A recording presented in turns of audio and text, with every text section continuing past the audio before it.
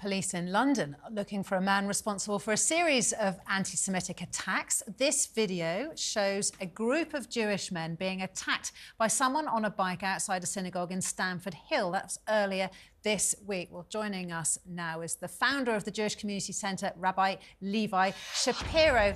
Rabbi, thank you so much for joining us this morning. Tell us how things are in your community, in your area. Good morning. Good morning. Thank you so much for having me again. To be honest, I'm going to start. You saw the video in your introduction, and can you believe that that actually happens in 2023 going into 2024? That's the question I'm asking. If people can believe this actually happens, and unfortunately, old-fashioned anti-Semitism is alive and kicking, and it's extremely worrying for the community, specifically for Jewish children, mothers, fathers, for elderly people in the community. It's a very worrying time. We've seen a surge in recent attacks on the community, but I think it's moved a bit further now. We've seen a lot of attacks where, you know, we've had graffiti sprayed on schools and stuff like that. But I think what we're seeing now is people in the community being physically attacked. And only in the last, maybe the last 2 weeks, there's been maybe a dozen or more incidents in the Stamford Hill community where Jewish children, a Jewish mother was beaten. You've had graffiti sprayed directly outside a Jewish school.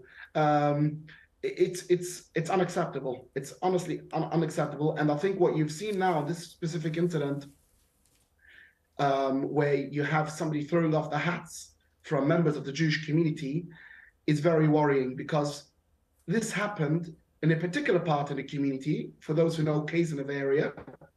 And Kaizenov area, I believe, is probably one of the most inclusive and diverse areas in London. A very, very welcoming part of the community. In a space of only a few meters, you have you've got synagogues, you have mosques, you've got Catholic schools, Jewish community centers, all living peacefully side by side with each other. And when you have those kinds of attacks happening in an area where we live so peacefully together, I think it makes us very much worry. Rabbi Schapiro, I know you well. I know the work you do in the community. You help families, not just Jewish families, black people, white people, Asian people. You provide food, you provide assistance, you help orphans. So do you think that these attacks are from people who aren't actually from Stamford Hill and the local area? These must be people who don't know all the great work that you do.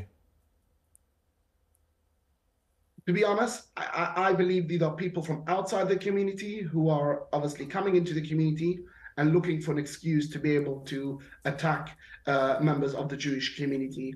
But just by the way, if this is in retaliation because of the situation in the Middle East, in Israel and Gaza, honestly, do you think it's going to make an ounce of a difference to the conflict? And I don't want to go into that. I don't want to go into the conflict in Israel, but do you honestly think it's going to make a drop of a difference by attacking members of the Jewish community in London? It's not going to make any difference to anyone.